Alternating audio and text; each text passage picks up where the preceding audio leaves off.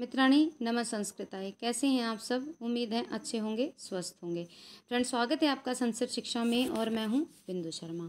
आज हम एक एस्टेट के महत्वपूर्ण कक्षा करने वाले हैं, कादम्बरी। ये टीजीटी पीजीटी दोनों के लिए महत्वपूर्ण है। तो इसके प्रश्न करने से पहले हम जो कादम्बरी के लेखक हैं बाणभट्ट, उनके विषय में थोड़ा जानकारी प्राप्त कर लेते हैं। तो कादम्बरी के रचनाकार हैं बाणभट्ट। इनका स्थिति काल है 7वीं शताब्दी का पूर्वार्ध। काव्य स्वरूप है इसका, कथा है, ये कादम्बरी कथा है। उपजीव्य क्या है इसका? व्रत कथा का सुमनस वृतांत है। और कथानक क्या है? 3 भागों में विभक्त है ये, और इसमें चंद्रापीड़ और पुंडरीक के 3 जन्मों की कथा का वर्णन है।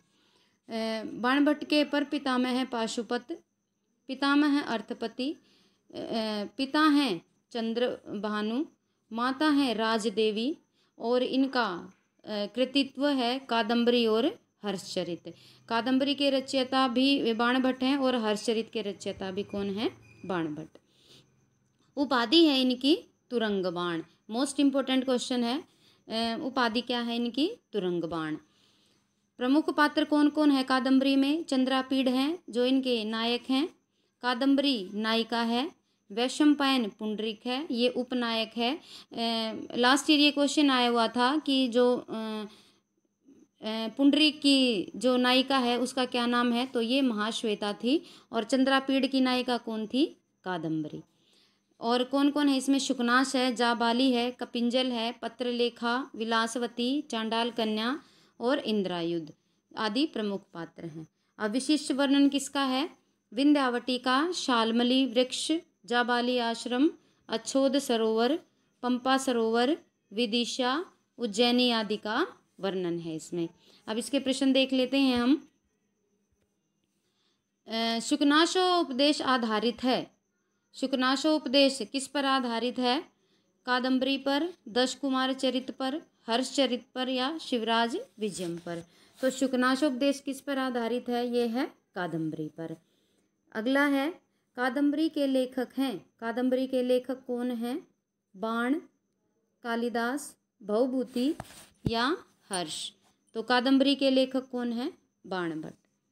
नेक्स्ट है, बाणभट्ट की गद्य रीति है पांचाली, गौड़ी, वैदर्भी या इनमें से कोई नहीं। तो बाणभट्ट की रीति कौन सी है? ये है वैदर्भी। कौन सी? वैदर्भी। आइए आगे देखते हैं प्रश्न नंबर 4।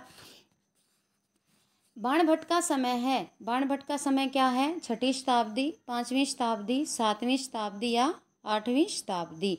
तो 7वीं शताब्दी बाणभट्ट का काल है। आगे देखते हैं, बाणभट्ट की रचना कौन सी है? शिवराज विजयम, कादम्बरी, दश कुमार चरित, रघुवंश।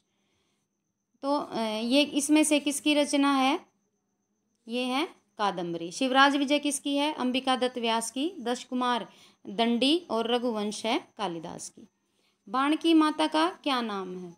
लक्ष्मी देवी, सरस्वती देवी, राजदेवी, ये उमा देवी। तो ये राज्य देवी नहीं है फ्रेंड्स, ये है राजदेवी, राजदेवी।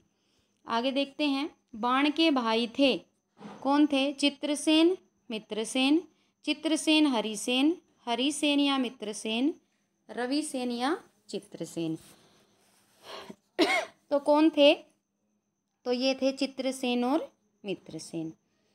नेक्स्ट है, हरिश्चरितम के लेखक कौन हैं? भवभूति, कालिदास, बाण या शूद्रक। तो कौन है हरिश्चरितम के लेखक? ये हैं हरिश्चरितम के लेखक कौन है? बाण। आगे देखते हैं,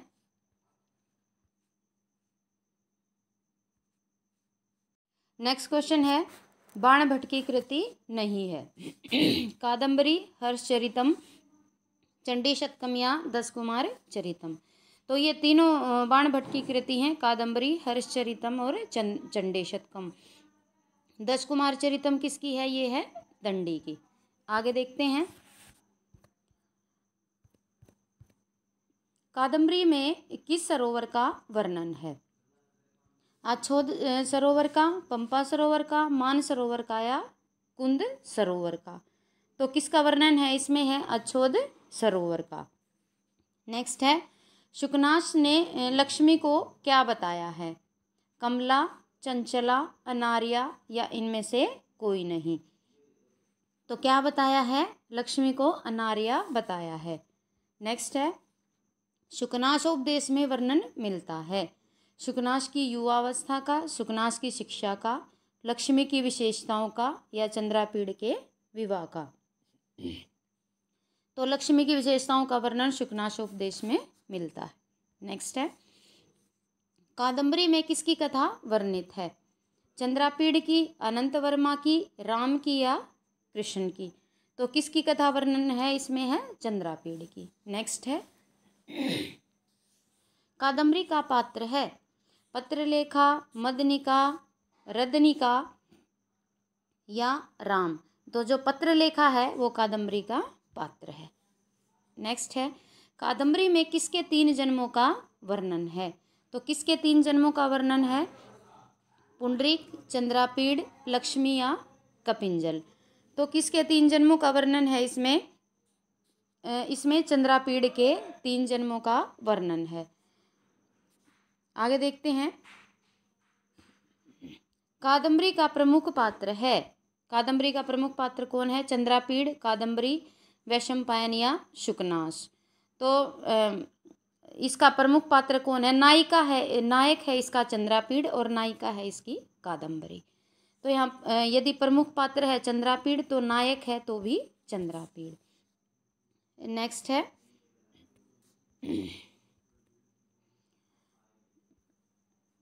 इसमें मिलान करना है। प्रश्न नंबर 17, 10 कुमार चरितम में कितने निश्वास हैं? इधर है 12 निश्वास। कादंबरी में इधर 3, तालिका में 3 खंड है। हरिश्चरितम 2 खंड और शिवराज विजय में 8 उच्छ्वास। तो हम इसका देख लेते हैं। तो इसका उत्तर होगा कि इसमें 10 कुमार चरितम में क्या है? इसमें है 10 कुमार चरितम में जो प्रश्न नंबर 17 का उत्तर है डी। तो हम मिलान कर लेते हैं। ए का जो मैच होगा वो होगा 2, यानी 10 कुमार चरितम में कितने खंड हैं? 10 कुमार चरितम में खंड हैं 3। आगे देखते हैं, बी का हो जाएगा 3। बी क्या प्रश्न है? बी है कादंबरी। कादंबरी का क्या है? कादंबरी में 2 खंड हैं। कादंबरी में कितने खंड हैं? 2। हर्षचरितम, हर्षचरितम में 8 उच्छ्वास हैं और शिवराज विजय में क्या है? शिवराज विजय में 12 निश्वास हैं। इसमें शिवराज विजय में जो है 12 निश्वास हैं। आगे देखते हैं, लक्ष्मी का मद होता है। लक्ष्मी का मद कैसा होता है? दुख को दूर करने वाला, सुखी बनाने वाला, संपत्ति देने वाला या अंतिम अवस्था में भी शांत न होने वाला? तो लक्ष्मी का मद होता है जो अंतिम अवस्था में भी शांत नहीं होता। नेक्स्ट है, यौवन से उत्पन्न अति गहन अंधकार होता है। हितकर होता है, अहितकर होता है, जो दीपक के प्रकाश से भी दूर न होने वाला होता है या मतवाला होता है? तो कौन सा होता है? जो दीपक के प्रकाश से भी दूर नहीं हो सकता। अगला है, धन किसे मतवाला बना देता है? तपस्वी को, दानी को, अज्ञानी को या पशुओं को? तो धन किसको? जो अज्ञानी लोग होते हैं और लक्ष्मी प्राप्त होने पर वो क्या हो जाते हैं? मतवाले हो जाते हैं। अगला है, उपदेश सरलता से किसमें प्रवेश कर जाते हैं? स्वच्छ मन में, अशांत मन में, तपस्वी मन में या शिक्षित मन में? तो जो स्वच्छ मन होता है उसमें गुरु का उपदेश सरलता से प्रवेश कर जाता है। अगला है, युवावस्था के आरंभ में निर्मल बुद्धि भी हो जाती है। सदाचारी, दानी, कलुषित या ठोस? तो कैसी हो जाती है? ये युवावस्था के आरंभ में निर्मल बुद्धि भी कलुषित हो जाती है। नेक्स्ट देखते हैं, संपत्ति रूपी तिमिर से होने वाला अंधापन कष्टकारक होता है, ये किसने कहा है? शुकनाश ने, चंद्रापीड़ ने, तारापीड़ ने या द्वारपाल ने? तो ये किसने कहा है? ये कहा है शुकनाश ने। आगे देखते हैं, अहंकार से उत्पन्न उष्णता शीतल औषधियों से भी शांत नहीं होती, यह किसने किसको कहा है? चंद्रापीड़ ने तारापीड़ से, सुकनाश ने चंद्रापीड़ से, चंद्रापीड़ ने सुकनाश से, या सुकनाश ने तारापीड़ से। तो ये कहा है शुकनाश ने चंद्रापीड़ से, ये कहा है। आगे देखते हैं। काम क्रोध आदि दोषों को उनके रूप में परिवर्तित कर देता है। राजा का उपदेश, गुरु का उपदेश, माता का उपदेश या बड़ों का उपदेश। तो इसका उत्तर क्या होगा? ये होगा गुरु का उपदेश। और बिना जल के भी निर्मल स्नान किसको कहा गया है? गुरु के उपदेश को ही बिना जल का निर्मल स्नान कहा गया है। विषय भोग की मृग तृष्णा होती है। विषय भोग की, जो विषय होते हैं उनकी मृग तृष्णा होती है, सुखों को हरने वाली, ज्ञान देने वाली, इंद्रियों का हरण करने वाली या दुखों को हरने वाली। तो विषय भोग की मृग तृष्णा इंद्रियों का हरण करने वाली होती है। शुकनाशोपदेश में उपदेश दिया गया है चंद्रापीड़ को, तारापीड़ को, कादम्बरी को या शुकनाश को। तो शुकनाशो उपदेश में किसको उपदेश दिया गया है? ये दिया है शुकनाश ने। किसको उपदेश दिया है? ये दिया है चंद्रापीड़ को। आगे देखते हैं। समस्त मल को धोने में के समर्थ बिना जल का स्नान, जो भी अभी हमने किया है, ये गुरु के उपदेश को कहा गया है। आगे देखते हैं। गुरु के उपदेश की अवहेलना करता है। कौन कर देता है? अहंकार रूप में जिसके कानों के छेद बंद हो गए हों, जिसे अधिक ज्ञान हो गया हो, जो धनवान हो गया हो या जो बुद्धिहीन हो गया हो। तो जो अपने अहंकार में आकर अपने कानों के छेद को बंद कर लेता है, जिसके कानों के छेद बंद हो जाते हैं अहंकार के कारण, तो वो गुरु के उपदेश की अवहेलना करता है। राज्य रूपी विष से उन्मुक्त मनुष्य कैसा हो जाता है? चेतन, अचेतन, ज्ञानी या तपस्वी। तो वो कैसा हो जाता है? वो अचेतन हो जाता है। अगला है, लक्ष्मी की उत्पत्ति कहाँ से हुई है? सागर से, ब्रह्मा के मुख से, विष्णु की नाभि से या चंद्रमा की कांति से। तो लक्ष्मी की उत्पत्ति कहाँ से मानी जाती है?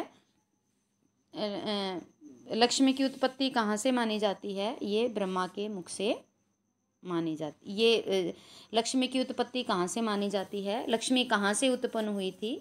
ये हुई थी सागर से। आगे देखते हैं। चंद्रापीड़ का राज्याभिषेक करने की इच्छा किसे हुई थी? शुकनाश को, तारापीड़ को, कादम्बरी को या वैशंपायन को। तो ये हुई थी तारापीड़ को। अभिषेक की सामग्री किसने एकत्रित की थी? शुकनाश ने, तारापीड़ ने, द्वारपालों ने या सैनिकों ने। तो तारापीड़ ने किसको अभिषेक की सामग्री एकत्रित करने के लिए कहा था? जो द्वारपालों। स्वार्थी मनुष्य राजाओं से मृगया के संबंध में कहते हैं। क्या कहते हैं कि ये क्या है? ये दोष है, श्रम है, मनोविनोद है या सद्गुण है। तो क्या कहते हैं? जो स्वार्थी मनुष्य होते हैं तो वो राजा के शिकार खेलने को क्या कहते हैं? परिश्रम। कि आप शिकार खेलकर परिश्रम करते हो। राज्याभिषेक के समय किसकी आवश्यकता होती है? धन की, सेना की, उपदेश की या विश्राम की। तो राज्याभिषेक के समय किसकी आवश्यकता होती है? उपदेश की। अगला क्वेश्चन है, लक्ष्मी करती है, क्या करती है लक्ष्मी? त्याग का स्वागत करती है, त्याग का अनादर करती है, त्याग का उपदेश देती है या इनमें से कोई नहीं। तो क्या करती है लक्ष्मी? ये त्याग का अनादर करती है। जो त्यागी व्यक्ति होते हैं लक्ष्मी उनका क्या करती है? अनादर करती है। आगे देखते हैं। गंधर्व नगर की रेखा को माना गया है, क्या माना गया है? शुभ सूचक, कल्याणकारक, हानिकारक या अमंगल सूचक। तो क्या माना गया है? ये है अमंगल सूचक। अगला है, लब्धापि दुखेन परिपाल्यते, ये किसका कथन है? शुकनाश का, चंद्रापीड़ का, तारापीड़ का या विलासवती का। तो ये किसका कथन है? ये है शुकनाश का। आगे देखते हैं।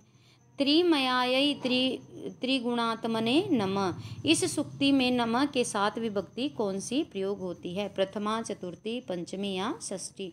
तो नमः, स्वस्ति, स्वाहा, स्वदा में कौन सी विभक्ति का प्रयोग होता है? चतुर्थी विभक्ति का। आगे देखते हैं। कादम्बरी के प्रारंभ में कौन सी सुक्ति को उद्धृत किया गया है? जलधिरिव लक्ष्मी प्रसूति चक्रवर्ती लक्षणोपेत त्रिमयाय त्रिगुणात्मने नमः हर इव जीतन मंथ। तो क्या कहा गया है कादंबरी के प्रारंभ में? त्रिमयाय त्रिगुणात्मने नमः। आगे देखते हैं। कटुकणवंतो मलदायका खलाहा सुक्ति के आधार पर दुष्टों की तुलना किससे की गई है? नुपुरु से, अग्नि से, स्वर्ण से या लोहे की जंजीर से? तो दुष्टों की तुलना किससे की गई है? ये की गई है लोहे की जंजीर से। आगे देखते हैं। शूद्रक के सदाचारी जीवन की तुलना करने वाली कौन सी सुक्ति है? त्रिमयाय त्रिगुणात्मने नमः, गंगा प्रवाह इव भागीरथ पथ प्रवृतः, दिग्गज इव अनवप्त प्रवृतः या चक्रवर्ती लक्षणों पेत? तो इसका उत्तर क्या होगा? ये होगा गंगा प्रवाह इव भागीरथी पथ प्रवृतः। आगे देखते हैं। अहो विधातुर स्थाने सौंदर्य निष्पादन प्रियतन, इस सुक्ति का वक्ता कौन है? तो कौन है? शूद्रक, शुकनाश, चंद्रापीड़ या तारापीड़? तो इस सुक्ति का वक्ता कौन है? ये है शूद्रक। आगे देखते हैं। प्रायेण ही पक्षिण पशवश्च भयाहार सुक्ति किसने कही है? वैशंपायन ने, चांडाल कन्या ने, चंद्रापीड़ ने या शूद्रक ने? तो ये किसने कही है? ये कही है शूद्रक ने। आगे देखते हैं। न ही कर्तल स्पर्श कलेशितानाम, यह सुक्ति किसके लिए कही गई है? शूद्रक के लिए, चांडाल कन्या के लिए, चंद्रापीड़ के लिए या वैशंपायन के लिए? तो ये चांडाल कन्या के लिए कही गई है। न ही कर्तल स्पर्श क्लेशितानाम। आगे देखते हैं। किम वा प्रलपितेन बहुना सुक्ति का वक्ता कौन है? शूद्रक, शुक, चंद्रापीड़ या चांडाल कन्या? तो इसका उत्तर क्या होगा? ये है शुक। आगे देखते हैं। करिणी भीरीव वनकरी प्रिव्रत सुक्ति में कहाँ का वर्णन है? तो कहाँ का वर्णन है इसमें? इसमें वर्णन है व्यायामशाला का, पूजा गृह का, स्नानशाला का या विद्यालय का? तो इसका उत्तर क्या होगा? इसका होगा स्नानशाला का। नेक्स्ट है। आसीद शेष नरपति शिविर, यह कथन किसके लिए कहा गया है? वैशंपायन के लिए, शूद्रक के लिए, चंद्रापीड़ के लिए या शुकनाश के लिए? तो इसका उत्तर क्या होगा? ये कहा गया है शूद्रक के लिए। अगला है। सरस्वती किसके मुख में निवास करती है? बाण के, लक्ष्मी के, कुबेर के या यमराज के? तो सरस्वती किसके मुख में निवास करती है? इसका उत्तर क्या होगा? बाण के मुख में सरस्वती निवास करती है। अगला है। अपनीता भरणश्च दिवसकर इति सुक्ति में किसका वर्णन है? तो किसका वर्णन है? राजा शूद्र की व्यायामशाला का, शूद्र के दरबार का, चंद्रापीड़ के विवाह का या जाबाली आश्रम का? तो इसका उत्तर क्या होगा? इसमें है अपनीता भरणश्च दिवसकर इव सुक्ति में राजा शूद्र की व्यायामशाला का वर्णन है। आगे देखते हैं। अजाय सर्ग स्थित नाश हेतवे, पदांश में अजाय का क्या अर्थ है? अज के लिए, विष्णु के लिए, सत्वादि त्रिगुण विशिष्ट अजन्मा अर्थात नित्य स्वरूप परम ब्रह्म के लिए या महेश के लिए? तो इसका उत्तर क्या होगा? ये है सत्व आदि त्रिगुण विशिष्ट अजन्मा अर्थात नित्य स्वरूप महेश के लिए। आगे क्वेश्चन है। बाणासुर किसका परम भक्त था जो अपने मस्तक से उसके चरण रज की वंदना किया करता था? तो किसका था? शिव का, पार्वती का, विष्णु का या लक्ष्मी का? तो बाणासुर किसका भक्त था? ये था शिव का।